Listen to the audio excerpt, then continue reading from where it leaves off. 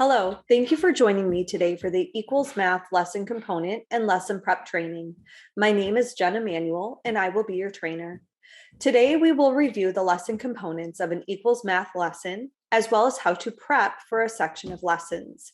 If you have any additional questions, please contact the AbleNet customer service team email at customerservice@ablenetinc.com. Let's get started. Before teaching a lesson, it is important to know what you have within the Equals Math curriculum. We will begin with a brief overview. The Equals curriculum is made up of four main components: the curricular kit, the manipulative kit, the members-only content, and the Equals Technology Lesson Center. The members-only content in the Equals Technology Lesson Center house digital versions of the lesson materials needed to complete lessons. Members Only is located on your USB drive. Within Members Only, you will find all of your digital resources available within a PDF format. Work mats, posters, replacement cards, as well as student tools are all available within Members Only.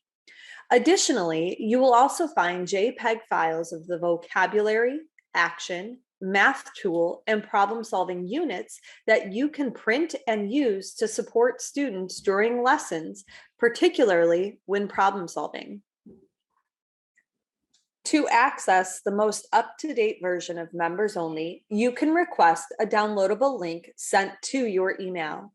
To locate the Members Only content, as well as additional Equals Math resources, go to www.ablenetinc.com/curriculum resources and click on Resources. From there, select the Equals Math resources link. On this page, you will find a variety of Equals Math resources, including links to the pre-recorded trainings, Equals Technology Lesson Center, and standard alignments. To access the most up-to-date Members Only, click on the Members Only Digital Content Request form. This will take you to a form to fill out. Once you complete this form, you will receive an email from AbleNet Customer Service with links to download the updated Members Only content, as well as additional Members Only content. These files can be saved directly onto your computer. For teachers with a USB drive, you will want to update the contents with the link sent from customer service. If you request a new USB drive to be shipped to you, the USB drives will not have the most recent updates. You will still need to update the contents by requesting a link sent to your email. Another important tool is the Equals Technology Lesson Center.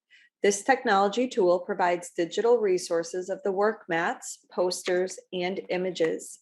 You can use this with a variety of learning platforms to support your lessons. For more information about using the Equals Technology Lesson Center, view the Equals Technology Lesson Center pre-recorded webinar.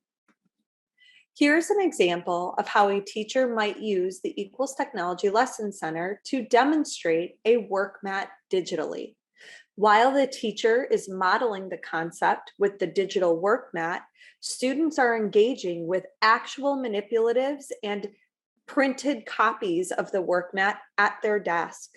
The Equals Technology Lesson Center can be used in a variety of ways to support your instruction.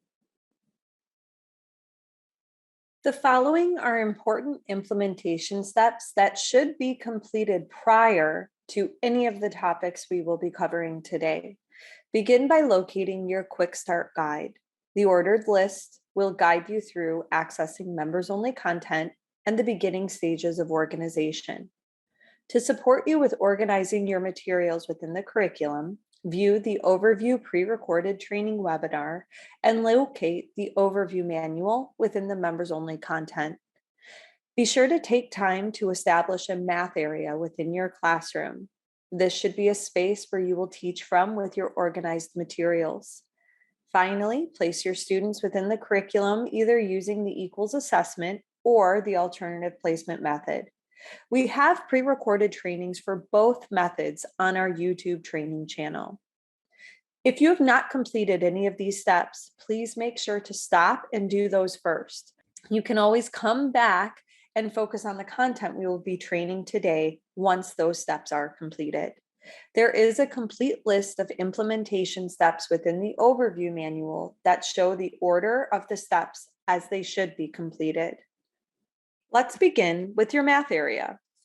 Ideally, you will want to locate a common area within your classroom that you can consider your math area. Within this area, you will want to teach equals lessons, as well as store your organized math manipulatives, curricular kit, and additional classroom materials that you might use to support your math instruction. Here are some examples of what your organized math area may look like. If you have already organized your materials, you will notice that the materials and manipulatives are labeled and bagged as outlined in the organizational document found within the overview manual.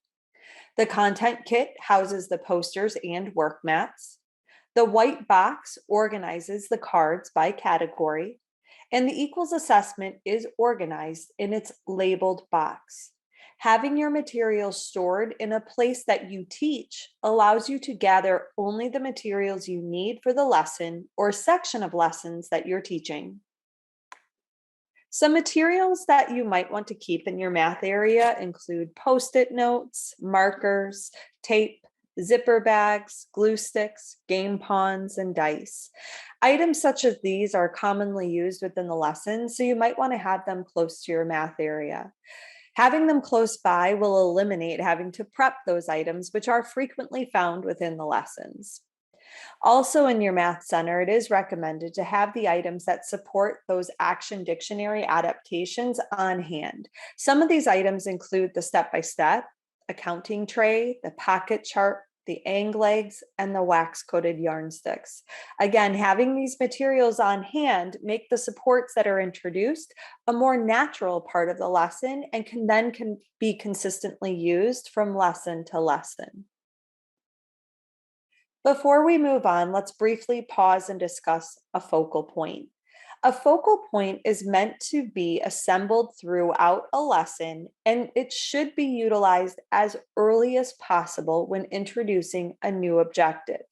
When we say a focal point, we are referring to a space within your math instructional area that you can use to create a visual anchor with your students so that they can connect their learning from day to day.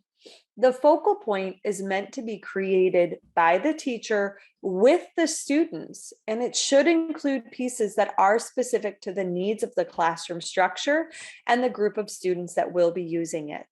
When just starting off with the focal point, the important pieces to include are the number notes poster, which is pictured here on the left, and a space to post the vocabulary words and concrete connections. If your group would benefit from a pick symbol schedule, know that there is also a pick symbol schedule available within the members only content, which supports the different activities within the lesson. When viewing the focal point, it is important to start small with this piece and then continue to build on it as your comfort with the materials develops. This should really be a support to your instruction as well as your students' understanding, and certainly not a hindrance to your lessons. When just beginning, start small and then grow with it. This shows some examples of a complete math area with the focal point as well. So in this example here, you can see that the teacher is conducting her lessons at the table, and the manipulatives are all stored behind her to be pulled as needed. The classroom and prepped materials are also located in the storage containers behind the table to be used as they come up during the lesson. Here you can see the solve poster and the number notes poster are posted within that focal point to be used during the lessons. Here are two more examples from the field of organized math areas. In the picture on the left, this particular teacher needed her manipulatives to be mobile. So she used a closet divider and large hanging bags to store her manipulatives. The picture on the right shows an example of using shelves within your classroom. For this particular teacher, having all the manipulatives out and accessible for all students on the shelf would be distracting. So she placed the manipulatives, or rather the counters, within a container so that she could easily store them and bring them to her instructional table and support students while they are looking for that particular manipulative. These are meant to really give you an idea of how you could organize the curriculum within your classroom effectively. Here are some examples of focal points from the field. So in this example on the left, this teacher was managing multiple chapter groups. Each chapter has their own focal point poster with the chapter specific information shown. When that particular group comes to the table, that teacher would pull the poster down and bring it to the table as a way to review. The picture on the right shows a mobile focal point. The teacher has a paper along the side of the mobile math area so she can post those lesson-specific materials within her mobile focal point. The key takeaway here is that no matter how your classroom is set up, you can create that math area with a focal point to meet your management style. Here's an example of an organized math area using a cube shelving unit. The materials were organized using the organizational document found within the overview manual beginning on pages 5 through 10. Prior to beginning any lessons, it is important to make sure that you have your materials organized and that you define your math area. Moving on to the equals math curriculum philosophy. When we pause to think about math instruction in the United States, historically, it has been primarily focused on teaching students a procedural knowledge while really neglecting on that conceptual knowledge of understanding. We have all been taught a procedure for completing a math problem, such as 60 divided by 4. Until very recently, we didn't spend too much time on teaching students that concept, however, in a meaningful way. Understanding the concept is essential when it comes to generalizing the skill and applying it to a variety of situations. It is for this reason that equals focuses first on teaching students the concept. If a student can understand the why behind what they are doing, they can oftentimes use that skill in other areas. It also allows students to really think about what is happening and come up with ways to solve the problem that might not be the standard way. Teaching math in this way allows students the chance to experiment with concepts, test out their hypotheses, and make mistakes, all leading to a greater understanding of the concept and making math more naturally engaging and fun. Tricks and shortcuts should only be taught after a student has that firm understanding of the concept. Another philosophical point to embrace when teaching equals is the progression of learning. This progression of learning refers to the sequence of learning concepts in a specific way to build knowledge over time. Lesson activities should be taught in the order in which they are presented so that students can benefit from this important support.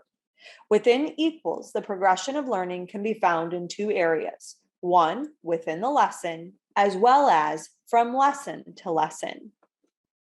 Math is built upon a systematic progression of skills.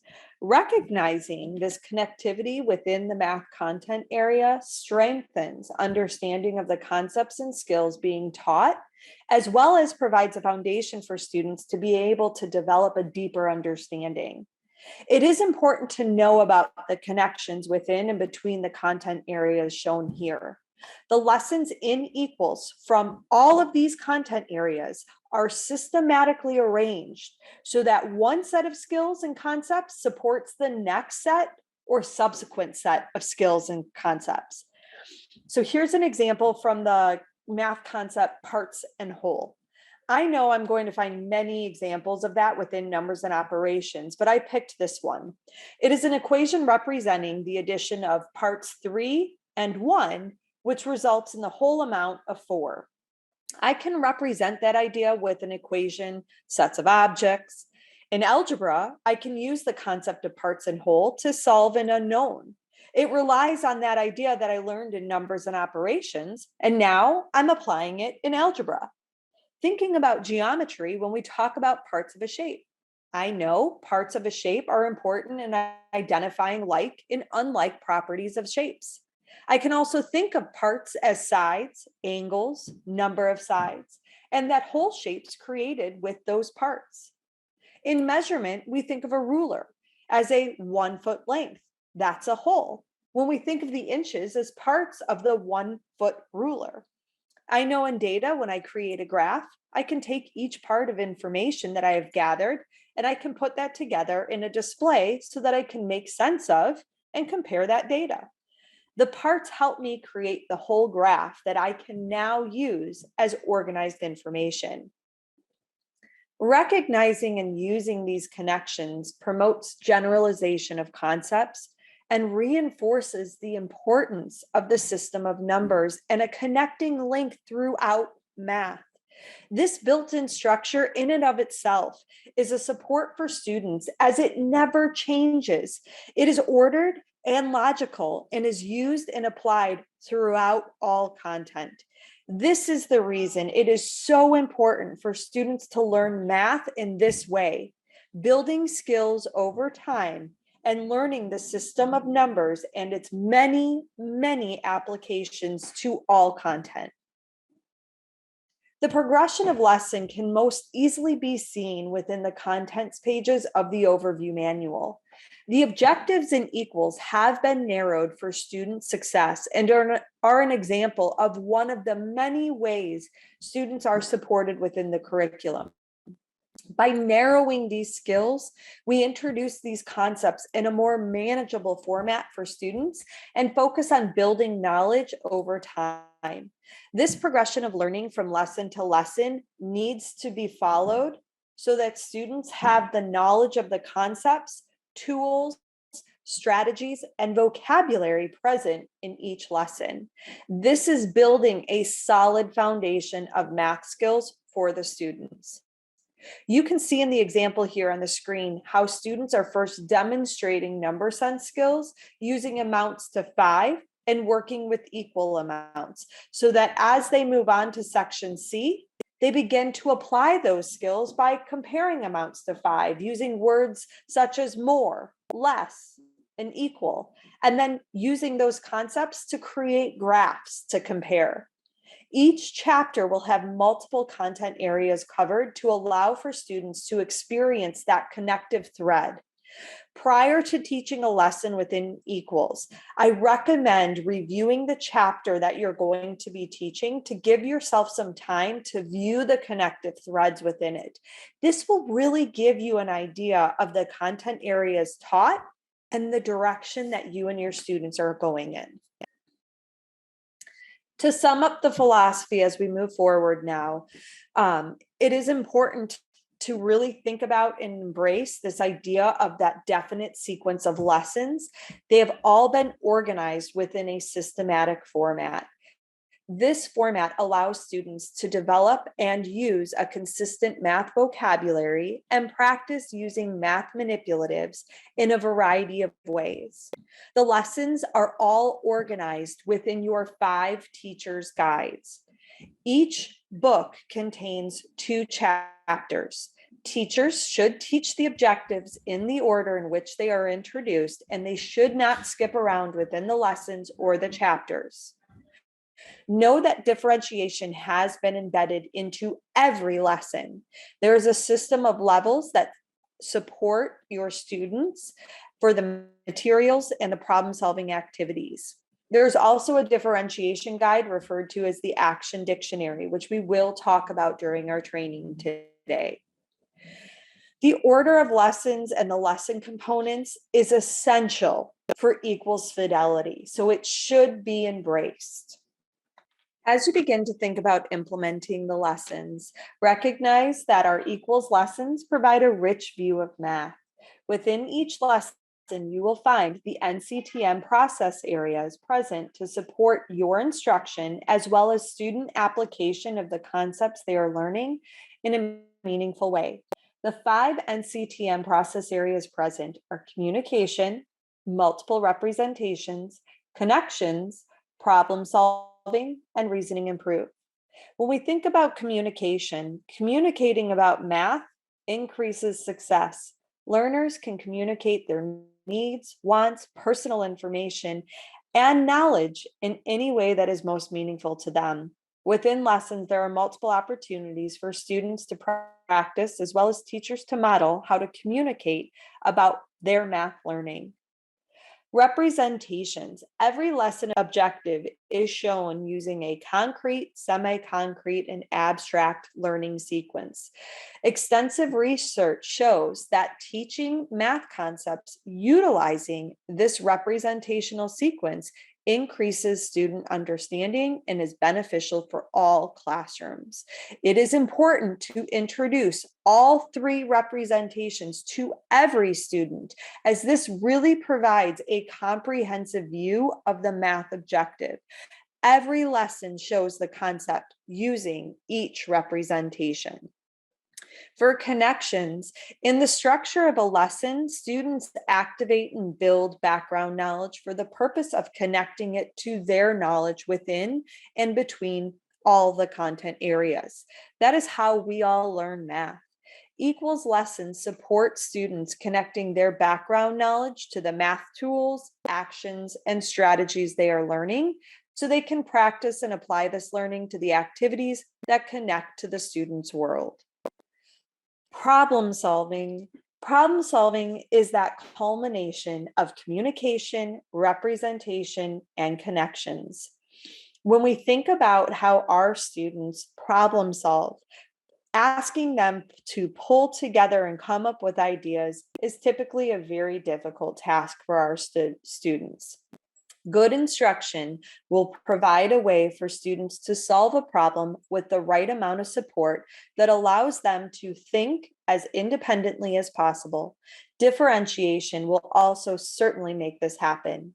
The differentiation within equals includes leveled support, adaptation of student actions, demonstrations, visuals, hands-on materials, and choice of strategies.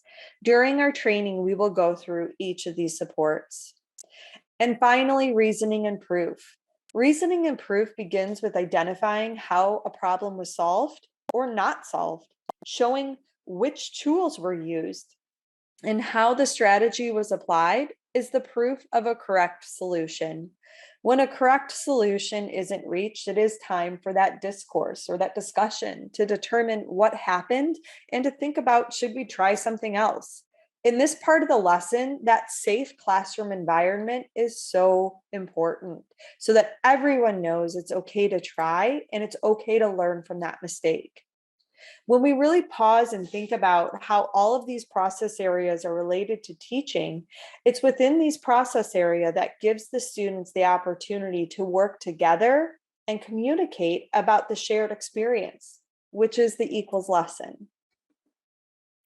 The teacher's role to support students within the lesson is crucial. The lesson structure allows for the teacher to foster a learning environment, which teachers are modeling the actions, the concepts, and strategies that are taught during the lesson. We all know that effective modeling and thinking aloud supports students' understanding and the development of the skills that they're learning. Teachers have the opportunity to communicate using the vocabulary and the action words in a meaningful discussion and with their small groups. The lessons allow for those hands-on engagement using the lesson materials and tools. And then students also have that opportunity to see how those tools are used or hear the language used appropriately before they themselves use it within that correct context with others. When you go to look at the lesson, really take comfort that all of those process areas and all of those opportunities that we just discussed on how to teach the lesson, they're embedded into each activity. When you look at each activity, know that those activities will provide you with directions on how to model, engage with the hands-on materials, communicate, and observe one another when working on that common lesson objective. This is an example of one complete lesson. Every lesson is 4 pages in length, and while the pacing of the lesson depends on the individual classroom experience, one lesson will take anywhere from 4 to 10 days to complete. The lesson pages are meant to be taught in order so that that progression of learning stays valid. It is important to know that the activities build and extend to the following page. Page 1 is a heavily modeled page by you as the teacher. The activities on this page ask students to activate the background knowledge and communicate about what they know about the lesson objective. There are also opportunities for you to model the math tools and action cards that will be used during the lesson. Page 2 then asks students to take what they know as well as their experiences from the first page and connect it to the lesson objective, but this time from a problem-solving lens. On the second page, students watch the teacher solve a problem, then get a small group opportunity to solve a problem together. Page 3 shows the lesson objective in a concrete, semi-concrete, and abstract representational sequence. It gives the students the opportunity to apply their understanding of the lesson objective by solving a problem independently. And finally, on page 4, this is our page of options. All activities on this page are there to extend what has been taught during the lesson. As we start thinking about teaching a lesson, I want to pause and talk about pacing.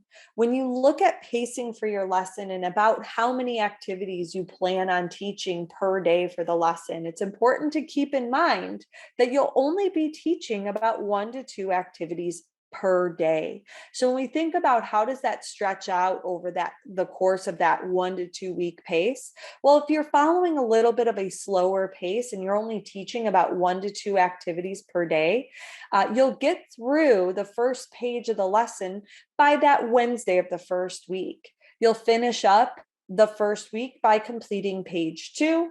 And as you move on to week 2, you'll go on to your CSA, independent problem solving, and then end that second week with page 4. It's really important to understand that as you begin to teach equals math lessons, that you will only plan on teaching 1 to 2 activities per day. Do not attempt to teach an entire lesson in one day. It was not meant to be taught that way. Do make sure that as you get started, especially that first lesson you decide to teach, make sure that you're only trying to teach 1 to 2 activities per day.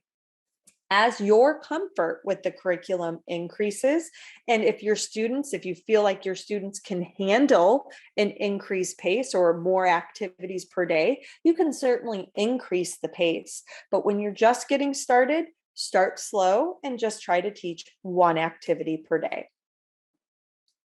To get an idea of the pacing, here's an activity in action.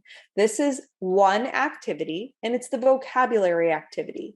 Students are learning about the vocabulary word that relates to the lesson objective. I got turtles. Oh, can you have the snake put the turtle in the bag for me? Oh, have the snake put him in the bag. Thank you. This is a set. Okay? Thank you. I have a set of turtles.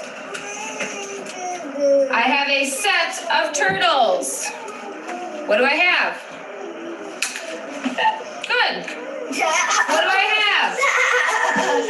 Oh, that was loud. What do I have? What do I have?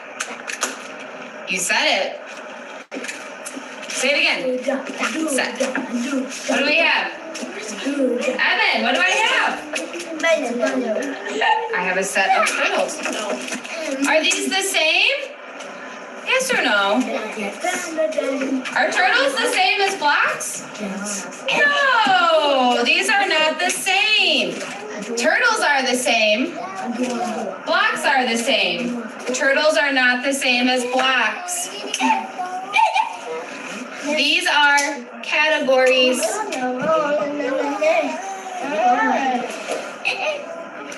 Category.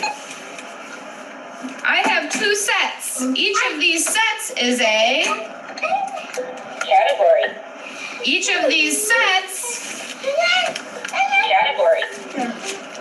this category is turtles. What are these? Category. These are each a category. This category is blocks, right?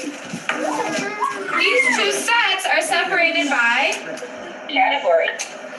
what is this category? Turtles. Evan, I have 2 sets. Sets, good job. Evan, they are separated Category. by category. What is in this bag? What is this category? Is this turtles or blocks? Evan, turtles or blocks? Evan, these are blocks. Blocks. Osvaldo, these are separated by Category. So this video itself was about 2.5 minutes, but the activity lasted 7 minutes. Now, some students may need to take a short break before moving on to the next activity, and some students may be able to transition smoothly into the next lesson activity. Again, it's really up to you and for your students to decide on whether or not you move on to that next activity. So some other important tips to consider when pacing your lessons are pacing guidelines will vary from classroom to classroom and even chapter to chapter. Attending to the lesson components we know develops over time. Oftentimes, those first few lessons will only last for a very short period of time. And this is something I experienced firsthand. And that should absolutely be expected as your student's stamina is developing. The first few lessons, the focus should really be on setting expectations for how to participate, interact, and communicate during math. Something else I experienced firsthand was to read the entire lesson once, all the way through prior to teaching that lesson. And then from that point forward, only focusing on the 1 to 2 activities that you plan on teaching for that day. And additionally, just pull those materials that you need for those 2 activities so that you're not cluttering your instructional space.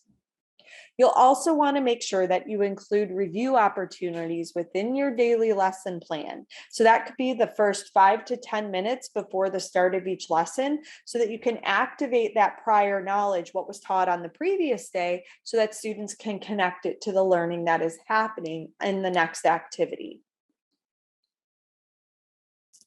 So moving on to the lesson now, we'll focus first on the differentiation and the support that you'll find within that first page of the lesson. The lesson that we will be showing today is lesson 2B2, which is chapter 2, section B, lesson 2. The objective is student will construct sets of 5. We will go through each activity to get an idea of the philosophy of that activity. As we go through these activities, keep in mind those process areas that are embedded into each activity to support that best practice instruction. So as we move into page 1, it is important to know the differentiation and supports that are available. The supports available on page 1 are the action dictionary, the action cards, and the number notes poster. The Action Dictionary is found within the members only digital content within the resources folder and is the main differentiation guide for addressing individual needs. Prior to teaching a lesson, you do want to make sure you review this resource so you are familiar with it. The Action Dictionary provides differentiation for students during the lessons by providing suggested adaptations for actions that students are asked to perform. As you begin reviewing the equals lessons, you're going to notice that there are certain words in a purple font. These are considered student action words that students are meant to complete to be an active learner during your lesson.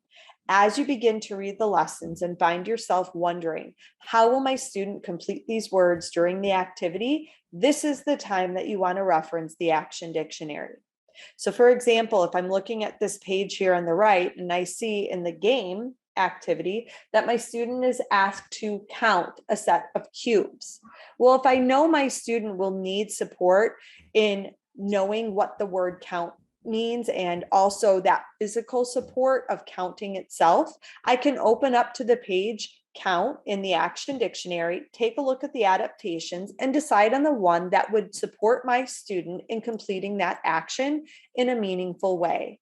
In this case here, I might look at the idea of placing those connecting cubes, one on each finger, as a way to support my student who might need additional support when counting the connecting cubes with correspondence.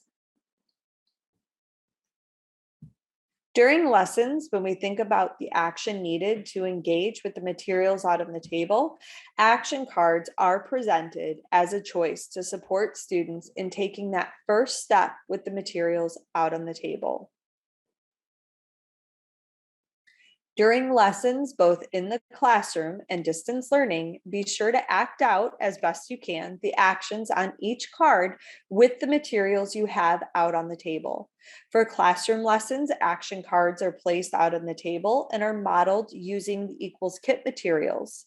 If you would like to use the Equals Technology Lesson Center to provide digital examples of the action cards, you can also have digital examples displayed on your smartboard or any other tablet or device that you might be using the Equals Technology Lesson Center within. Here's an example of how the action cards are called out within the lesson. Any activity with the 3 action words listed above within parentheses is an indicator to you to make sure you model the action words as they come up within the activity. All action card words can also be found within the action dictionary so that you can support your students when participating with these actions. Be sure to look through the listed supports in the action dictionary to decide which one will be the most useful to your students during the lesson. To get an idea of how the cards are used in action, I have an example of a teacher, Kara, working with a student. In this particular video, Justin is comparing a drawn set using the words one and many. In this video, Justin is using the action cards to communicate and decide on how he wants to engage with these materials. As you are watching, think about how the cards and the materials are used to support his actions, language, and independence during the activity. All right, are we looking? Are we looking here? Are we looking here? Are we looking over here? Oh, you're gonna compare? Okay, how are we gonna compare these? Are you gonna compare by matching or labeling? By labeling? Okay. So then show me how you label. Oh. What I love about this video is that Kara showed the action cards to provide the purpose and then reinforce the action within this activity. Justin had the opportunity to choose what action he wanted to take. And notice he selected his own. He wanted to label those sets. It's so exciting to see. And you can even hear him say, oh, label. This is important to know and to note here that this is year 2 of the curriculum. So Justin was the same boy who was in the first video with the snake. So notice how his behavior and even his demeanor with the materials themselves has developed. Over the first year, students begin to see how the curriculum materials are used to support their thinking and communication, and this video really captures that.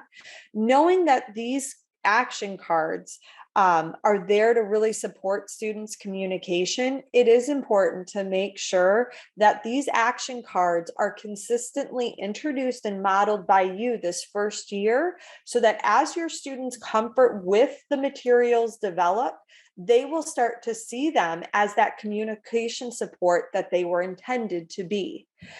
When you're just getting started with the action cards, this is another time for you to just kind of go slow and just make sure that first lesson that you're teaching, just make sure the action cards are out. As your familiarity with the activities develop, you'll find yourself referencing the action cards more and more and modeling them more consistently. But just in the very beginning, make sure they're out. And when you can, make sure you're referencing or modeling them as they come up naturally with the materials out on the table. The final support that we'll find on the first page is the number notes poster. So the number notes poster is introduced on the first page of the lesson to model how to communicate thinking and learning related to the lesson objective. What is most important to remember when completing the number notes is that communication should be thought of in the broadest sense. It is important to recognize all forms of communication when using the number notes poster. Be sure to incorporate those action dictionary adaptations as needed for students to support their engagement and communication. Closed sentences can absolutely be written on the number notes poster so that students can choose a pick symbol or object shown on the table that would complete the sentence. Math tools or environmental examples the students use are placed directly on the poster. Be sure to attach meaning to students' actions and with purposeful math language. If a student reaches for a particular math tool and demonstrates their understanding, add intent behind that action by saying, I see you placed one of the cubes on each finger to count. And you can represent that by placing those 5 cubes up on the number notes poster to add that meaning behind that student's action. Diving into the lesson basics now. On the first page at the top, you will find the lesson objective. There's a lesson number and a gray materials box listing the needed materials for the entire page. When you're looking at the gray materials box along the top, it is important to know that it is organized by parts of the lesson. On this lesson page, there are 2 parts, warm up and explore. When you go to teach the activities within the warm-up part of the lesson, you will use these materials listed on the warm-up side of the box. When you go to teach the 3 activities within the explore part of the page, you'll use the list of materials within the explore side of the box. Take comfort that the following pages are organized in the same way. As you view the amount of text, it is important to emphasize the text is not meant to be read aloud to the students. If you need to adjust the amount of language you say to your students to make it meaningful, go ahead and do so. Be sure to stay true to the vocabulary words and the essence of the questions asked, but do make those meaningful adaptations as needed for your students. As we dive into the philosophy of page 1 is all about building and activating background knowledge. In a nutshell, the philosophy of the activities are review vocabulary, model, observe, discuss the lesson objective, and introduce the tools and action words. As a reminder, you have the embedded differentiation within every activity here. So the action dictionary, your action cards, and your number notes poster. The first activity is vocabulary review. Vocabulary presented here has been previously taught. Questions are asked to probe and extend a student's knowledge about the word meaning. Concrete connections are always built during a vocabulary activity. Concrete connections are created together to provide a hands-on view. In this example, we are reviewing the vocabulary word 5. The purpose of the vocabulary activity is to show what the vocabulary word means using concrete objects. As shown here, wooden cubes are placed in a plastic bag to represent a set of 5. Once the set of 5 is created, the pick symbols, printed from members-only content of the vocabulary word, is placed on the bag to connect the vocabulary word to the concrete connection made. Once our vocabulary word is reviewed, the next lesson activity is the game. This game is one that has already been played in a previous lesson, but it supports the current lesson objective. To know the materials that are required for the game, read through the directions in the prep, and then the directions for the game are listed within the directions section. Math Dash is the next activity. Notice at the top of this activity, there are 3 action cards listed. This is a reminder to show and model the action cards as they come up naturally in the lesson. During Math Dash, teachers and students think and talk about the math concepts relating to the lesson objective, or it might also be an opportunity to introduce a strategy found within the lesson.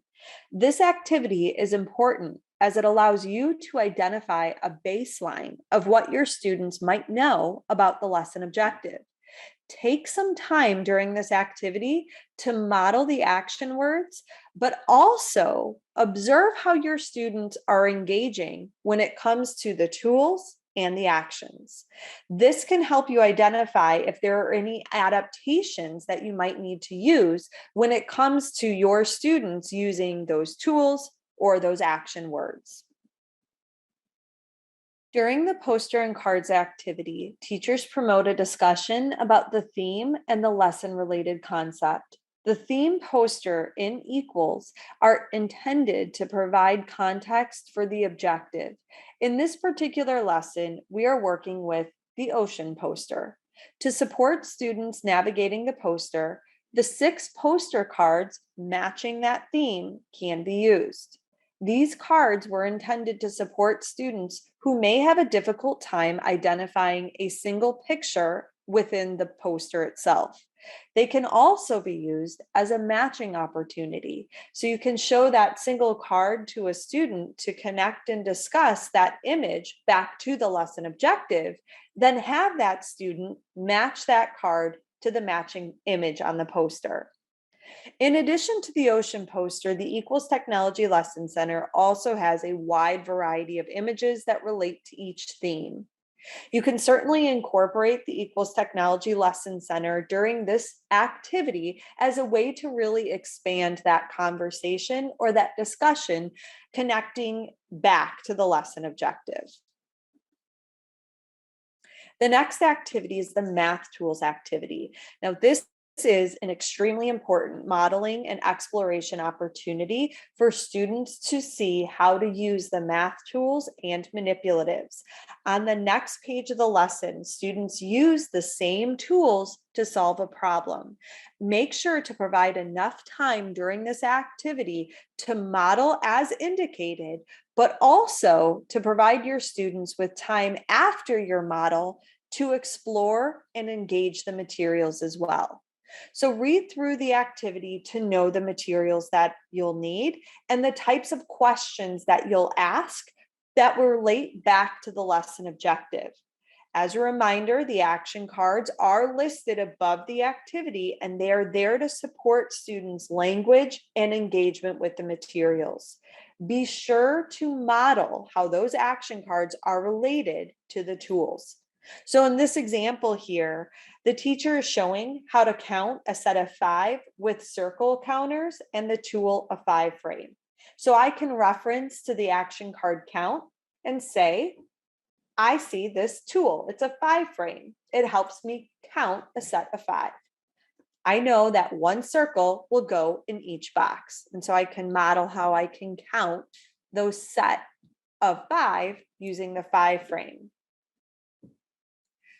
Then the activity is repeated with ocean counters and insect counters. So the teacher this time can take an opportunity to maybe model a new action word. So maybe instead of modeling the word count, I'm going to model the word place and show what it means to place a set or place those ocean counters on the 5 frame to make a set of 5. As I model making a set of 5, I'm referencing the action card and then showing that action. If this is a new action word or tool for my student, it is important that I first model how to complete these actions with these tools so that when they're asked what tool or what action do they want to take on the next page when problem solving, they have this experience to pull from. Once you as the teacher have modeled the tools in this activity, it is now time for your students to explore. So remember, this is that important opportunity for teachers and students to really get their hands on the materials. For teachers, it allows you to observe how your students are interacting with the materials, and also how to support them as needed. As a reminder, if your students need differentiation when it comes to any of those action card choices, look to the action dictionary for examples of how to make those action words accessible. Those adaptations can absolutely be the strategies when students are working with the materials on the next page. For example, if placing cubes on the 5 frame is not appropriate for a student, but perhaps by placing 1 cube on each finger is more appropriate for them, that can absolutely be their way of solving the problem. Students need this time too to also become familiar with the tools and the language that they'll be using on the next page. So do be sure to provide ample time for students' exploration. And you might even find it helpful to include peer demonstrations during this time. Students are always excited to see what their peers are doing, and this is that great communication opportunity that's embedded right into the lesson. The last activity on this page is show and tell. The number notes poster is used to model how to communicate thinking and learning as it's related to the lesson objective. The structure of the lesson activity is broken up into 3 paragraphs. The first paragraph shows how to model an answer to the question, what do you know about the lesson objective? This is where you as the teacher will use the familiar experiences as well as the tools that have been used from all of the previous activities on this lesson page to show what you know about the lesson objective. This is then repeated with the second question. What do you know about the lesson objective? So students will use the materials out on the table to communicate their knowledge and answer the question. As students are engaging with the materials, be sure to place those materials up on the number notes poster to reinforce their communication and actions. The third question is, what do you want to know about the lesson objective? This is a little bit harder to answer for students, so you might need to model this quite a bit or scaffold as much as possible, but you might say, well, I want to know, what else can we count? Can we count 5 books? And maybe look at 5 books in our library that we can count. All of this is setting students up to really stop and think about the lesson objective and what they're learning, as well as the materials that they're using that can support them in demonstrating and communicating what they know. Here are some examples of completed number notes from the field. The picture on the left shows a combination of pick symbols and drawings to show what the students know about the lesson objective. The poster in the middle shows a combination of incorporating the manipulative pieces as well as short phrases. The third poster on the right shows the vocabulary words that have been taught throughout the lesson. It's important to understand that everyone's number notes poster will look absolutely different, and it should. It should all be reflective of how your students are communicating and are discussing what they know and want to know about the lesson objective. Page 2 begins with introducing new vocabulary and connecting the material shown on the first page to a problem-solving point of view.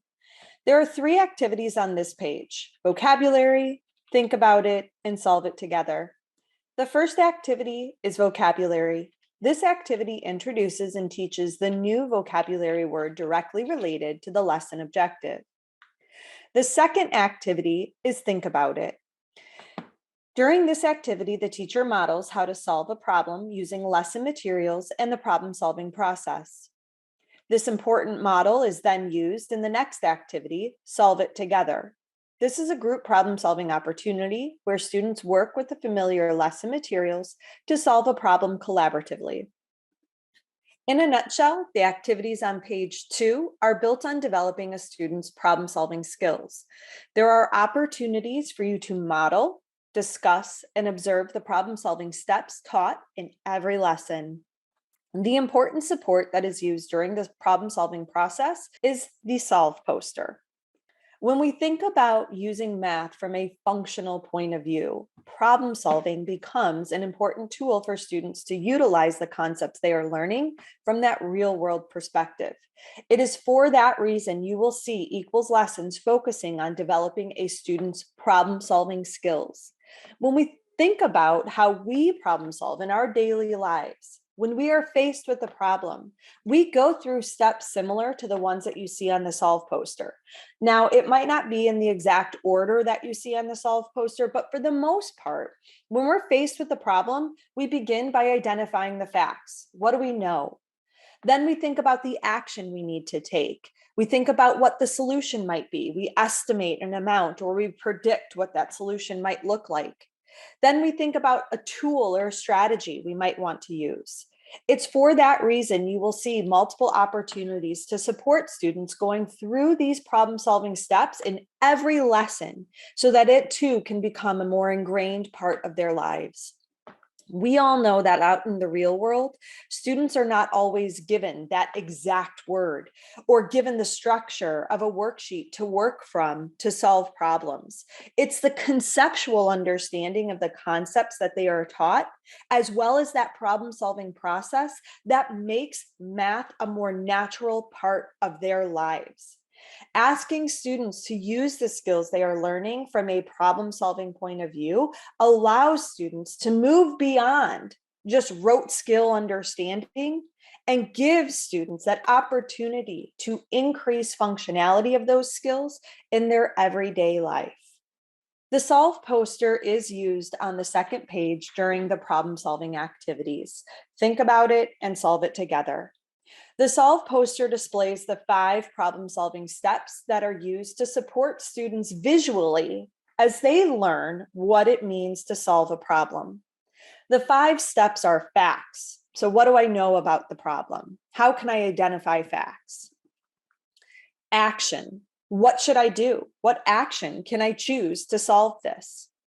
Estimate and predict. Estimate an amount or predict the result or the solution. Tool or strategy. What tool or strategy can I use to solve this problem? And then finally, the solution. How did I solve the problem? It's important to remember that page 2 activities are about learning what it means to solve a problem by thinking through the solve poster steps.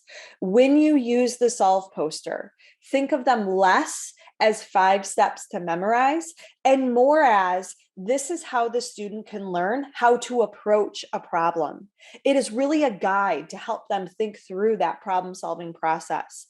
For now, teach your students, but don't expect that they're going to know this process right away. As with learning the lesson objectives, learning how to solve and approach a problem takes time. This could ultimately take that full year, that full first year, for students to feel competent in this process. When using the solve poster, be sure to apply the same forms of communication when completing the number notes poster. So think about incorporating those concrete objects that are out on the table. Add drawings, pick symbols, all of that can be used to show what you are thinking as opposed to written sentences. So looking now at the structure of the problem-solving activities, it's important to know that these activities are numbered. Each numbered step of this activity is a step that you'll find on the solve poster. So if you find yourself wondering or a little apprehensive that first time that you begin to teach this activity about, okay, what will I write or show on the solve poster? Take comfort in knowing it's all there within the activities. The top line in the activity will help you identify the action cards that you'll want to make sure you have out on the table so that you can reference and model them. Remember, these are the same action cards that you had out and modeled on the first page, so they should feel familiar. The top paragraph will tell you the materials that you need to have out during the problem-solving activity. Again, these materials should feel relatively familiar as they have all been introduced and modeled on that first page. The italic font lists the problem. So as you read through the problem, begin to think about if you need to adapt any of the language to make it meaningful for your students. And then finally, the strategies are located within steps 4 and 6 within the Think About It activity, and then together within step 4 for Solve It Together. Make sure you read through those strategies so that you have an idea of how you are using the action cards with the materials to show that strategy when solving a problem. Each problem-solving activity has a problem to read and solve. In the directions, it is stated to write and read the problem aloud to students. Now, this is an important step of the problem-solving process, and it is one that should not be skipped, but rather emphasized. The solve poster steps are anchored to this problem. Students need to see that connection between the solve poster step and the problem that they're asked to solve. So for this lesson, the problem is as written. Mrs. Lewis took her family to the beach. There were 5 family members. She needed to make sure that each person got a sandwich for lunch. How did Mrs. Lewis make the right amount of sandwiches? Now, for some students, I already know that this is far too much language. If you find that the language is too overwhelming or just distracting for your students, it would be appropriate to pare down the language to the problem's essence. Now, there are a variety of ways that this step can be differentiated to support a variety of learners. One of the ways that you can rewrite the problem and also pare down the language is using the Equals Technology Lesson Center. The text box tool can be used to rewrite the problem. The large image library can also be used to pick symbol support the problem.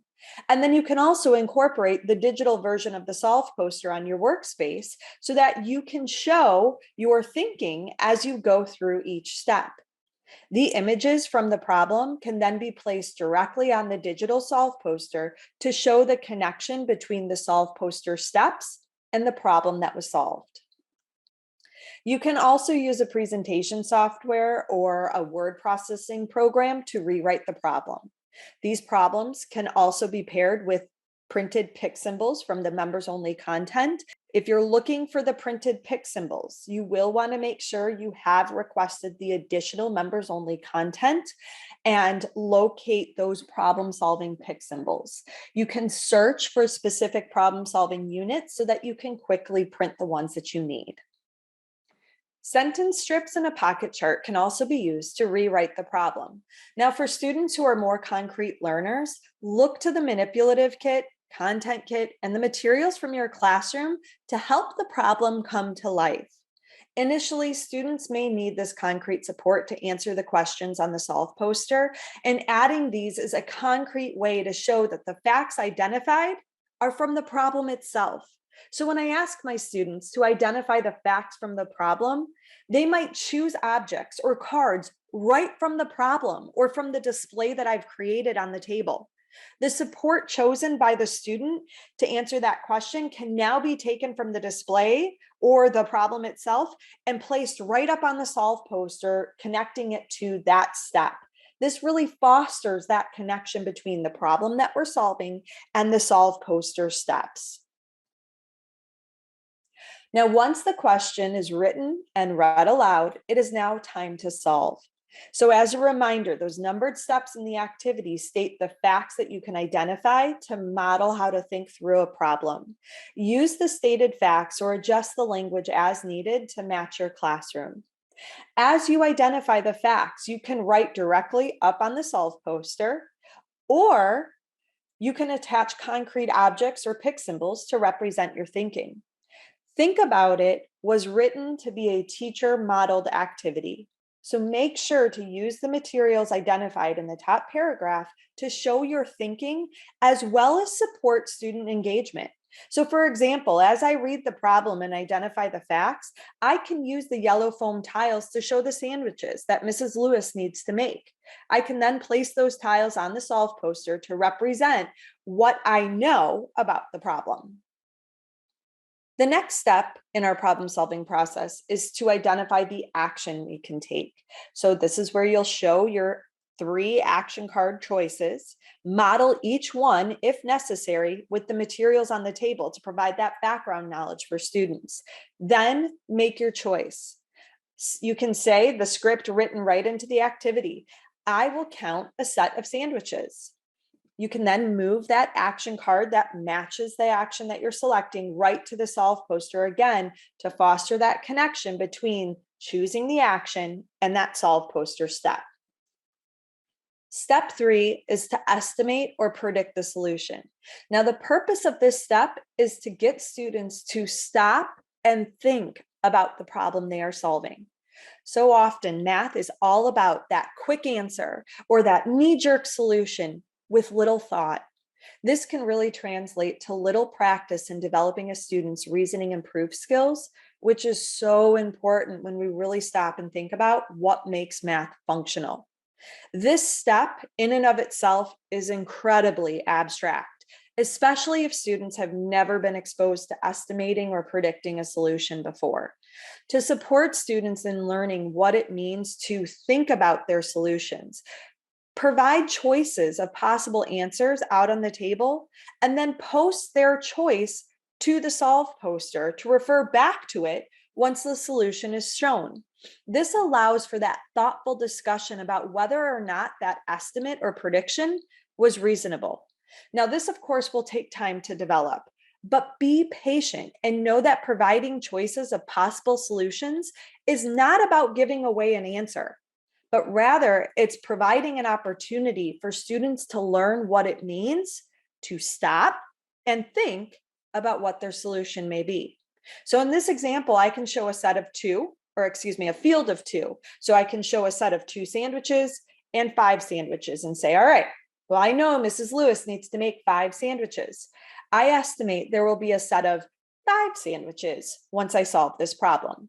Now, once I have estimated the solution, I have to be sure to place my estimate on the solve poster so that it remains visible.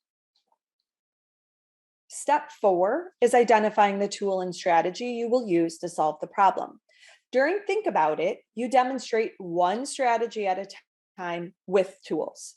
The strategy to demonstrate is listed in step 4. Use the script as a guide to know how to use the tools to demonstrate the strategy to solve a problem. As a reminder, if you need to cut down on the language present within step 4 to make it meaningful, go ahead and do so.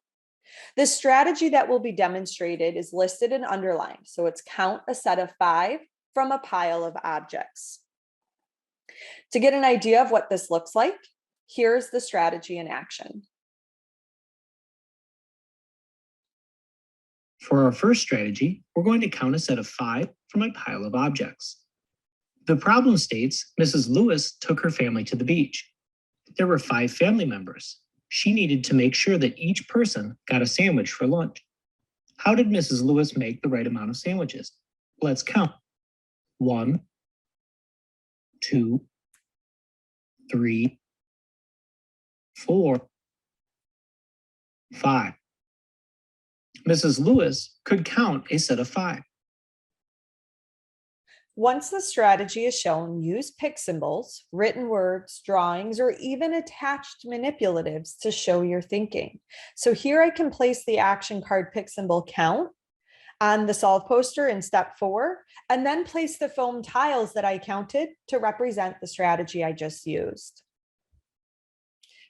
The final step is to show the solution. This is done by showing how you use the tools and strategy to solve the problem.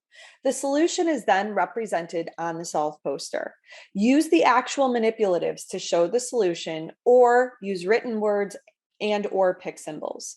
An important step of Think About It is listed in step 6, which states to repeat steps 4 and 5 with the second strategy. Now, this oftentimes gets overlooked, but know that it is so important to make sure that you practice and model solving the problem with both tools and strategies, as students will be using and choosing which strategy they want to use in the next activity to solve a similar problem. So it's really crucial that you make sure that you show both strategies in Think About It so that students have that background knowledge to pull from in the next activity. So an example of how to repeat steps 4 and 5 with the second strategy is shown here. So I can repeat the second strategy, which is counting a set of 5 with a tool. So the math line or the 5 frame. So I can show my students what it might look like for me to think through this. Which tool do I want to use? Do I want to use the math line or the 5 frame? Once I decide on my tool, I'm going to then show how I would solve this problem using the 5 frame. For our second strategy, we're going to count a set of 5 with a tool. 1, 2, 3, 4, 5. Mrs. Lewis could use a tool like this 5 frame to count. The next activity on page 2 is a whole group activity called Solve It Together. This activity was written to give students an opportunity to work collaboratively and provide an opportunity to apply the language they have been learning all lesson to a problem. Now, initially, this activity may be heavily supported by you to be successfully completed as a group, and this should absolutely be expected. Make sure to provide ample time for your model as well as your students showing one another how they engage with the materials and the problem-solving steps. When you're viewing the solve poster, remember to represent on the solve poster how students are completing each step with words, actual objects, as well as pick symbols. As a reminder, the solve poster is less about memorizing each step, but it should be more focused on experiencing how to solve a problem using tools and language. As you move on to each step, reinforce that step by naming it and then showing how you, as an experienced math learner, completes that step with the materials out on the table. Then make sure to give each student that opportunity to show how they would complete that step, differentiating as needed. As you begin the problem-solving activities on page 2, think about teaching lessons with students who might require level 1 and level 2, and keep these considerations in mind. Make sure that you read the lesson objective and think about its essence. What is it that you want your students to learn? The objective is that driving force in the lesson. You are focusing on your students' understanding of the objective in the context of the lesson, and this does include problem solving. For students at a level 1 working on this particular objective, their focus may be on engaging with the manipulatives by moving the counters together to join. Know to always slow down the pace of your lesson. Your students absolutely need processing time to see and understand what you are saying and doing, and they need processing time to formulate and give a response. Make sure to pause frequently and repeat so that students can really absorb the essence of what you are saying. Be sure to provide support. The most basic way to do that is to provide objects that demonstrate the cause and effect of the math or the representations of identified vocabulary or math tools, objects, and actions. When you ask for a response, make sure to give 2 or 3 choices. For more details and ideas, you can always look to the Action Dictionary in your members only resources folder. For more information about how to effectively support students with significant to moderate disabilities, know that we have a pre-recorded training found on our Equals YouTube training channel titled Supporting Students with Moderate to Significant Disabilities. The philosophy of page 3 in a nutshell is to model, discuss, and observe the lesson objective through explicit instruction and problem solving. The first activity is that concrete, semi-concrete, and abstract representational sequence.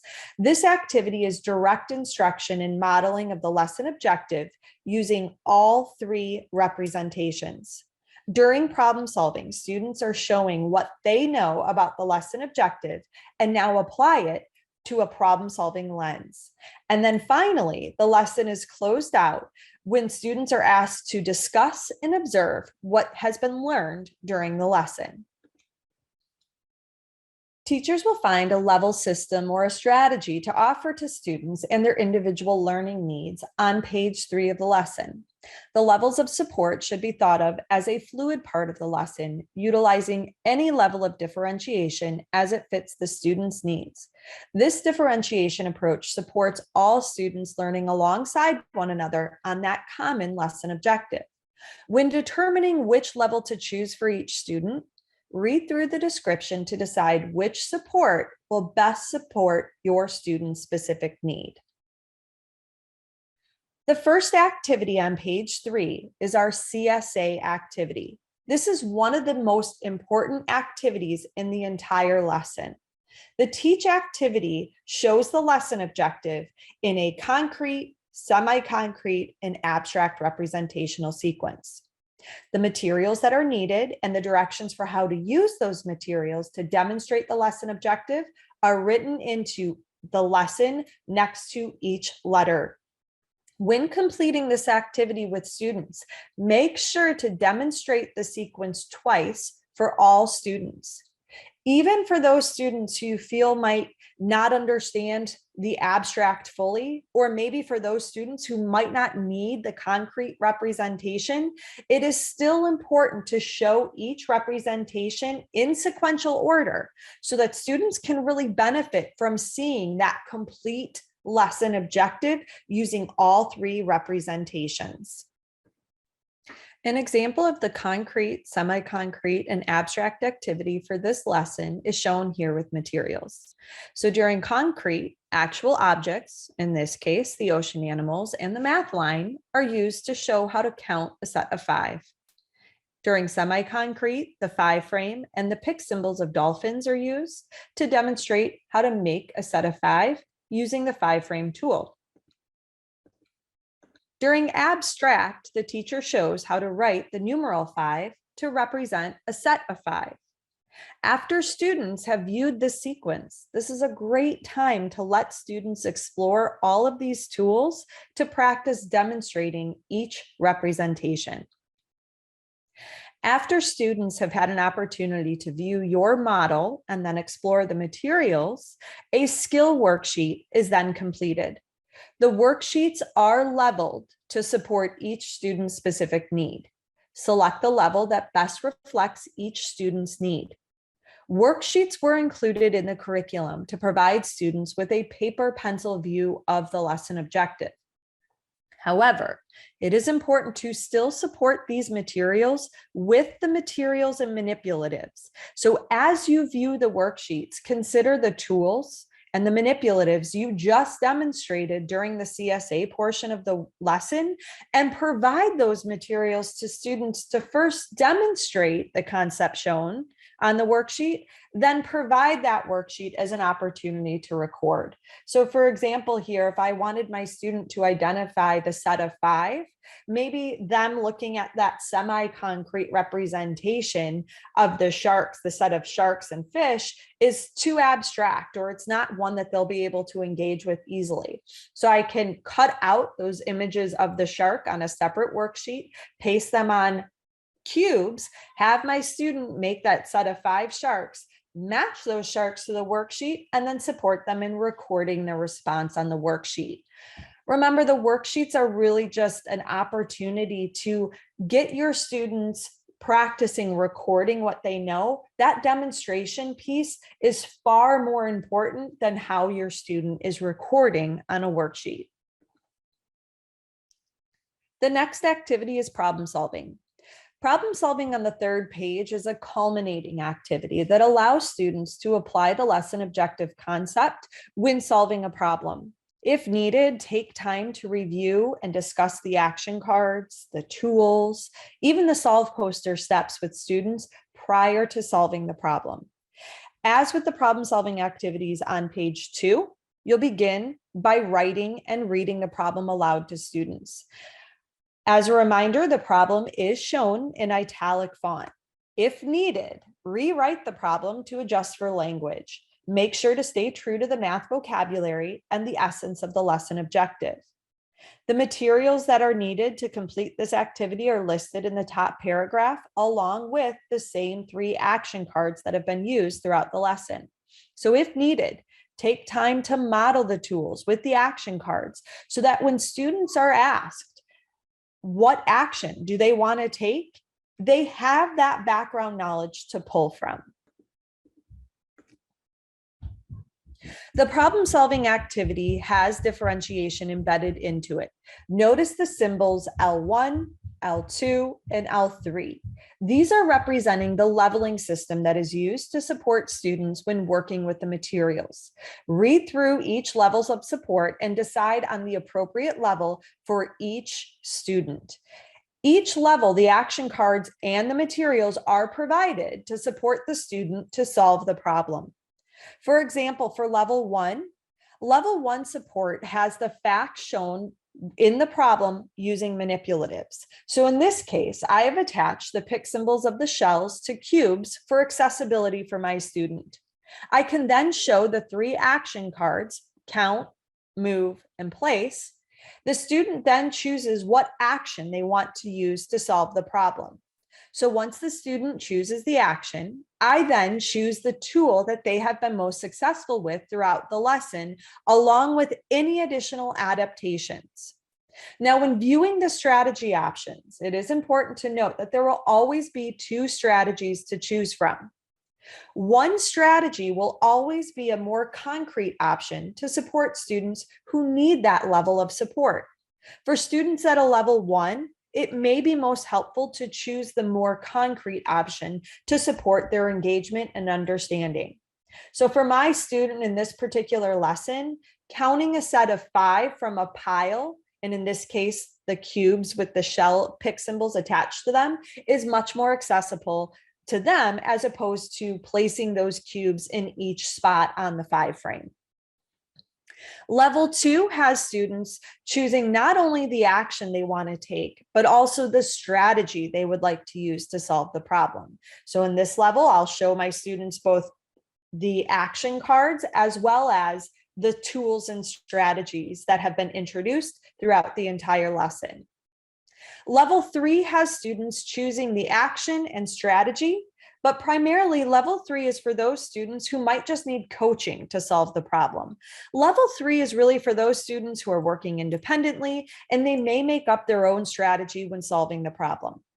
At all levels, students are provided the problem-solving worksheet immediately to record their solution. So like skill worksheets, you'll choose the level that best supports each individual student's need. It is important to note that the problem-solving worksheets are labeled along the bottom as problem-solving worksheet, and they also have the level listed in the very bottom. When you're using the problem-solving worksheet, you do want to make sure that the problem-solving worksheet and the problem-solving component of the lesson stay together. So immediately after that student has demonstrated their solution with the manipulatives, provide that worksheet so that students get that opportunity to record their solution. As a reminder, you can always use the Action Dictionary to support students who may need adaptations when it comes to recording their work. So for some students, it may be absolutely necessary to have them first show what they know using the manipulatives, then you can support them with the recording. Using a paper and pencil should not be an obstacle for showing what a student knows. The demonstration and engagement with the manipulatives is far more informative for you as the teacher than circling or recording that correct answer. So in this example, if my student was able to sweep a set of 5 cubes with the shell pick symbols attached together to solve the problem, I could then support my student in placing those cubes on the worksheet to show how to record that solution by circling and isolating that set of 5. An important part of the problem-solving activity, as well as teaching math from that functional point of view, is communicating what has been learned. So the discuss part of this problem-solving activity is a part of the problem-solving activity, so students get the opportunity to practice showing one another how they solved this problem. All students may have used the same strategy, and that would absolutely be okay. But what is important is that students have the chance to practice communicating what they know, which is just further strengthening their reasoning and proof skills. Students can use the completed worksheet along with any materials to show how they solved the problem. This activity is a perfect time for students to also showcase a specific adaptation that they might have for an action word or a strategy maybe that they have created. The group problem solving challenge activity is next. This is an important part of Reasoning Improve as it allows students to stop and think about the facts that are relevant and irrelevant. If possible, keep the group problem challenge together with the problem solving activity so that students have that problem fresh in their mind. If it is not possible, do be sure to reread the problem and show again how the problem was solved to activate that background knowledge. During this activity, we discuss as a group what would happen to our solution if we changed relevant and irrelevant facts. So we can discuss, okay, what would happen if we changed the amount of shells that Opal needs to count to 4 shells? And then we'll solve and discuss. Does that change our answer? Well, yes, it does. 4 shells is less than 5. We can discuss an irrelevant fact. Well, what would happen if we change shells to fish? Does that change the amount at all? Does that change our solution? Nope, it just changes what we were counting. We're still counting a set of 5. Give students time to think about and explore these questions and then provide those materials to support their discussion. The lesson is closed out by completing the 2 activities, Math Dash Revisited and What Did We Learn? During Math Dash Revisited, you go back to the Math Dash activity from page 1, but this time students have all that they have learned throughout the lesson to pull from to explore and demonstrate what they now know about the lesson objective. During What Did We Learn? Students use the I Learned workmat and the student number notes page to show what they have learned. Taking a closer look at the I Learned workmats, these I Learned workmats are written to be a hands-on opportunity to answer the questions, what did you learn, and show it. Manipulatives, pick symbols, drawings, words, those can all be used to complete the workmats. Once students have completed the workmat, leave time for discussion and demonstration. The workmats are leveled, so do choose the level that best supports each student when completing the activity, and then make sure to provide each student with the materials from the lesson so that they can answer these questions.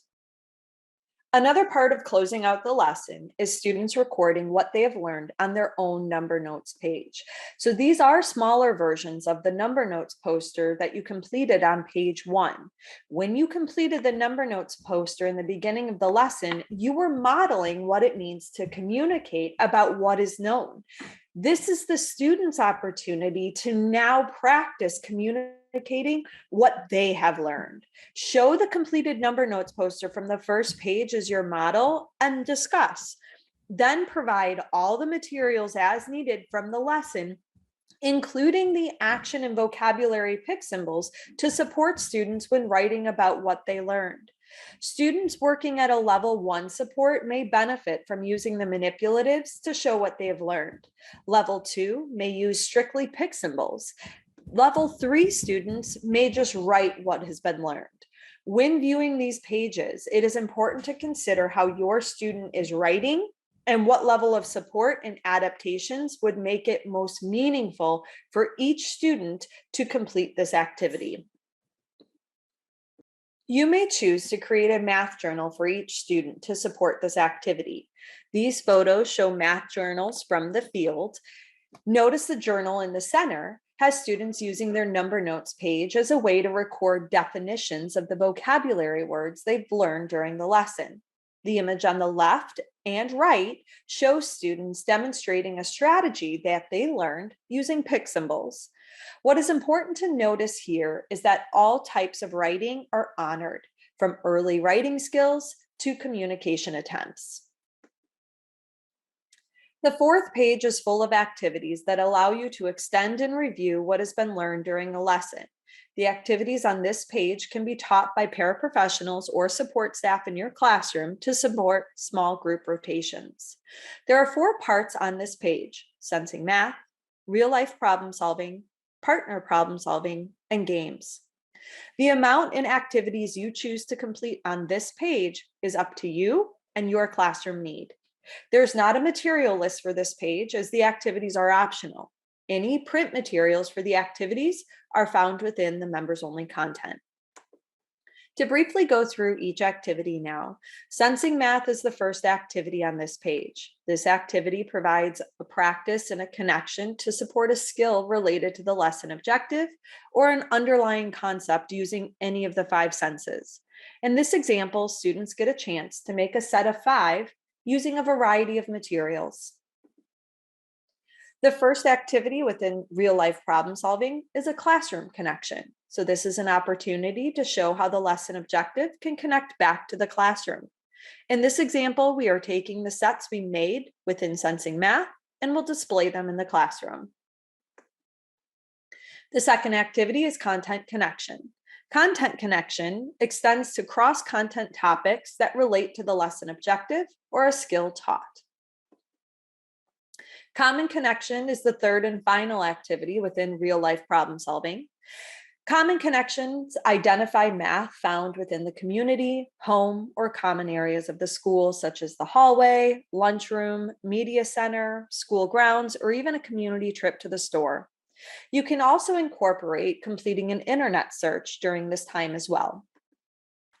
Partner problem solving is next. This is the final problem solving opportunity within the lesson. Students work in pairs to create their own problem based on the problem that was solved on the previous page in the lesson. This activity includes a page of pick symbols for students to choose from to create their own problem, and then they can provide that created problem to another partner pair to solve. Action dictionary adaptations, strategies, and materials are all used during this activity. The final 2 activities are the games. The concept game is one that reinforces the broader concept of the lesson objective. So in this example, students are working on matching sets up to 5. The skill game focuses on a particular skill from the lesson objective.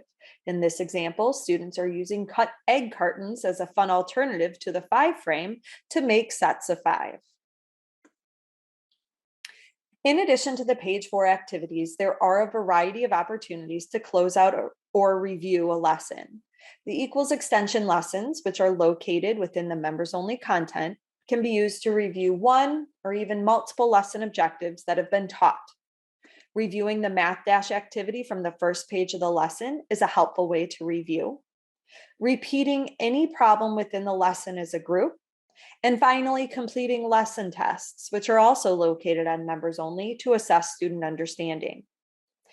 As you move forward with lessons, it is important to remember that a lesson should take anywhere from 1 to 2 weeks to complete. Mastery should not be the focus. If you feel that students need a review of a specific lesson objective, know that you can always come back to that specific lesson using any of the listed activities above, including even reteaching the lesson if necessary as a way to review. Home letters are available for every section in the curriculum, and they are located within the members only content. The advantage of home letters is that they are all-inclusive with home materials built into the activity or can easily be found at home. So as we move out of a lesson now and we start thinking about how to prepare all of our lesson materials, we're going to move on to the lesson prep portion of our training. It is important to know that you will want to prep for the section of lessons you will be teaching prior to instruction. After our webinar today, first focus on preparing all of your materials, then focus on teaching a lesson. As you get started with lesson prep, we suggest prepping for an entire section worth of lessons. The materials that you print and gather should be stored in or near your math area that you're teaching from so that you can quickly grab the materials. We have found that this method is the most efficient way to teach equals, as it allows you to prep for an extended period of time while also becoming familiar with the materials you will be using. In this photo here, all of the printed materials that are needed for a section of lessons are stored in the brown box on the top of my shelf. All of the classroom materials that are not included in the manipulative kit are stored in the blue container in my cube. Our focus now will be on how and what to place in those containers. Focusing now on the print materials. To organize your print materials, we do suggest gathering 20 file folders or even folded construction paper in 2 folders.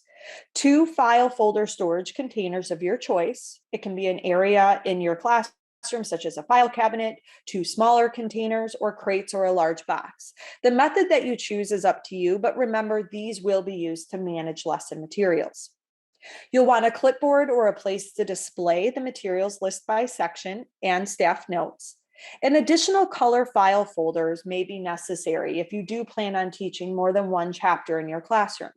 The color-coded system would help you locate specific materials for each chapter. You can also just mark the top of each folder with a different colored marker as well. Once you have your 20 file folders, you'll want to divide them into 2 sets of 10. Label both sets of file folders with the heading seen here, or use the organizational guide within the overview manual. The file folders are labeled as followed: skill worksheets, problem-solving worksheets, vocabulary cards, lesson pick symbols, student tools, number notes, game boards, teacher prep materials, I learned work mats, and optional work mats. This step may have already been completed when you were organizing all of your manipulatives and content kit pieces. Once you have labeled the folders, 2 identical sets, you now have 1 set of folders for the current lessons you are teaching, and the second set will be for the next section of lesson materials. Place those folders in a designated space within your classroom. In this example, I have 2 file folder boxes housing both sets of labeled file folders. Whichever system a teacher decides, be sure that the folders are separate so that the materials and resources don't become confused and unmanageable. This is the first step in prepping by section. Once this step is complete, you do not need to complete it again. The second step for lesson prep is to identify the section of lessons that you will be preparing. Looking in the overview manual and the contents pages, find the chapter, section, and lessons that align to the suggested starting point. Remember, the starting point is based on the assessment of your students' skills. This is done during the equals placement assessment or using an alternative method that is agreed upon by your district. You will prep for the lessons following the progression of lessons laid out in the contents pages. So for example, if a teacher identifies the starting point as Chapter 2, Section B, you would gather and print the materials that are needed for all of the lessons within that section. So Chapter 2, Section B, Lesson 1 through Lesson 7. After you prep all of those materials, you can now begin to teach Section B with those prep materials. As those lessons are being taught, teachers or support staff can now start prepping materials for Section C. So lessons 2C1 through 2C5. The idea is always to prep one section at a time, always staying ahead by one section. So that's why it's so important to have 2 separate filing containers so that the new materials are not confused with the current materials. When viewing this method, keep in mind the pace of the lesson. A lesson should take anywhere from 1 to 2 weeks to complete. When viewing Section B, notice there are 7 lessons. This section could take anywhere from 7 to 14 weeks to complete. It may take some time to prep these lessons up front, especially the first time you do it, but know that you are planning for an extended period of time. You're not just planning for 1 week. You're planning in this section, in this example, for anywhere from 7 to 14 weeks. So this time that you put forth in the front, know that it's well worth your energy and your time here. The third and final step in the process is gathering and printing the materials for instruction. This information is organized on the materials list by section document. You will find these documents within the lesson prep folder in your members only content. As you dive into the lesson prep folder within members only, you will find the content is organized by chapter, then by individual section. This supports you with quickly printing the materials that you'll need for that entire section. There are also 3 additional folders: all replacement materials, which has printable versions of your cards, posters, work mats, anything that you might need to replace from the content kit. You have a folder for game boards. This is necessary when you're playing a game, found either on the 1st or the 4th page. And then an all print from members only folder, which stores all of the student tool materials that are listed in the lesson with an MO after it. The first time you explore lesson prep, I do recommend viewing the video within the lesson prep folder. This short video will give you an idea of how this entire folder is organized, as well as explores each folder to show what is within it. It is a great way to become familiar with the lesson prep materials. Every chapter and section has a materials list by section document to support you in quickly locating the materials you will need for multiple lessons. This is an example of the materials list by section for chapter 2, section B. Notice the label along the top indicates that chapter and section. The format for each list is universal, but obviously the materials will differ from section to section. The design of the materials list is organized in the following way. All materials in the gray boxes are filed in the label filed folders. Gray boxes on the left are printed from members only and are filed in the corresponding file folder. Items in the gray boxes on the right should be gathered from your content kit and then filed in the labeled file folders. Items in the white box on the right are the materials to locate from your manipulative and your content kit.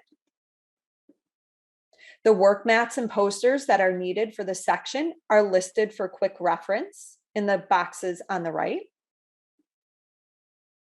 Items in the white box on the left are classroom materials that will need to be gathered and stored in your math area, so as they come up within the lesson, you can quickly grab them. Use the training materials list handout to support you the first few times that you prep by section. Know that it does get easier each time you do prep, and the directions along the bottom of the training handout will support you the first few times. Pausing for a moment to discuss the classroom material list.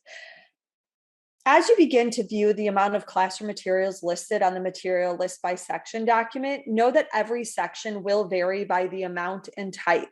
The classroom materials are an important part of the lesson as they give students an opportunity to connect to the lesson objective to materials that are outside of the manipulative kit. One section in particular throughout the entire curriculum that has an extensive classroom material list is Chapter 1, Section A. This is done purposefully, as students who are beginning here in this section are working on foundational math skills within their world using a variety of materials to really support those cause and effect relationships. It would be expected to see a longer classroom material list for this particular section. When you're viewing this list, keep in mind the amount of time that is spent on this section. The lessons in Chapter 1, Section A are 11 lessons. So this really translates into 22 weeks of your instructional time. When you think about it, that's really a substantial amount of your instructional year. Next, begin to look through the list here on the screen and start to identify those materials that you might readily already have on hand. So all of those materials on the screen here that I've colored in blue, those are ones that I commonly had in my classroom. So I could quickly just grab those and store them in my math area, or even grab them the day of as needed. After you go through and really identify, okay, what do I have on hand? The next thing you want to do is look through the list and identify, okay, what things might I have at home that I can bring in? So as I look at this list, I've colored those in the gray font here. So all of these materials I might highlight on my classroom list, take that list home with me and make sure that I use that to grab those materials and bring them in while I'm teaching these lessons. To also support you in knowing when to use this large list of classroom materials, we do recommend then going through the lessons and then highlighting those classroom materials within the lesson itself. So then that way, as you're beginning teaching, those materials jump out at you and you can quickly either grab them from your blue bin or make sure that you have those materials brought in from home the next day when you need them. Know that all of the classroom materials are also identified in italic font within the material list so that you can quickly identify them within that material list in the gray box along the top of your lesson pages. Just some considerations as you begin to prep by section and think about those classroom material lists. As a reminder, prepping by section is really meant to support you in having all of the materials that you need within a central location. Remember, you are preparing for an extended period of time, not just a single lesson. This ultimately is more efficient than trying to plan for a single lesson. We have tried it both ways, and we have experienced as well as received feedback that prepping by section is really the most efficient way to teach equals. As you become comfortable with the lessons, you will find the materials often used in one lesson are used in following lessons. So don't feel like you have to always put them away or put them back in their place. Look ahead to that next lesson to see, okay, am I going to be using this tool again? Because more times than not, you really will be doing that. If you have a student in chapter 1, section A, know that that does have the longest classroom material list. So some suggestions to support you in completing these lessons are to look over the activity the day before, make sure you have those classroom materials that you'll need. Remember to highlight those materials in your lesson plan book so that they easily jump out at you. Know that you can always make thoughtful substitutions as well for any classroom materials. So for example, if the list calls for plastic cups, but all you have are paper cups, by all means, use the paper cups. Pulling it all together now, let's take a look at this process in action. Begin by printing the material list by section for the current section that you plan on teaching. When printing, select the particular page showing that section. Once your materials list by section is printed, begin with the top gray boxes on the left. Print the skill and problem solving worksheets for the entire section. Separate the skill and problem solving worksheets, then file them in their corresponding file folders. Next, you'll print the number notes and I learned work mats. Consider labeling the set as a master and use it to make copies as you teach the curriculum. As a reminder, you'll need one for every lesson. Place those in the corresponding labeled file folder. The final resource to print are the lesson pick symbols, work mat copies, and optional work mats. Once printed, organize each resource into its own labeled file folder. The next gray box shows the vocabulary cards. Use the list to locate the needed vocabulary cards, then file them in the vocabulary card folder. Moving out of the gray boxes now and into the manipulative kit. Take note of the manipulatives to become familiar with them, but know that it's not necessary to pull them ahead of time, especially if you are teaching from your math area. The posters and work mats are next. Use the list to locate the needed posters and work mats within the curriculum and place them back in the content kit box with those needed posters and work mats in the front of the pile. This will support you during your instruction as all of the needed work mats and posters will now be placed at the front of the set. The final box lists the needed classroom materials. So you'll want to place all of the identified classroom materials into a common bin and store that in your organized math area. As you are teaching, do not try to pull all of the materials for an entire page at once. Rather, read through the directions of the activity to know the materials that you will need, then use your organized math area to quickly locate the materials as you need them. An option would be to ask your students to support you as well, to gather the materials that you need for that particular activity. Remember, a lesson takes anywhere from 1 to 2 weeks to complete. Generally, you'll be getting through anywhere from 1 to 3 activities per day. So it really is unnecessary to pull all of the lesson materials prior to a lesson. Keep all of your manipulatives and printed materials accessible in your math area so that as they come up during the lesson, you can just quickly access them. Here's an example of prepping by section in action from a teacher from the field. The first picture on the left shows the materials that she printed and filed from the gray boxes on the material list. Now notice here, she uses different colors to represent the different chapters she is teaching. She has multiple sets of labeled file folders, and they are all color-coded to represent the different chapters in her classroom. She also uses the word now to show that these are the materials that she is teaching from now. The second picture, the one in the center, shows the second set of labeled file folders. She uses the word next, and the second set of file folders are stored within there so that they can store the materials that will be needed for the next section of lessons.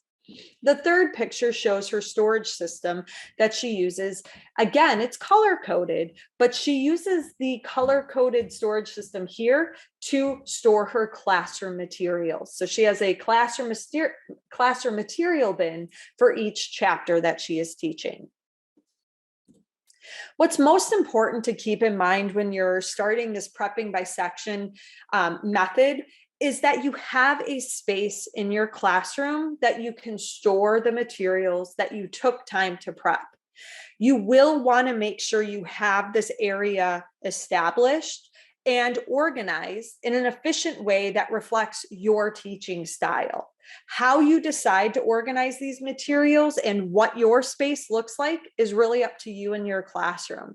Take what we discussed today and make it functional for you in your classroom.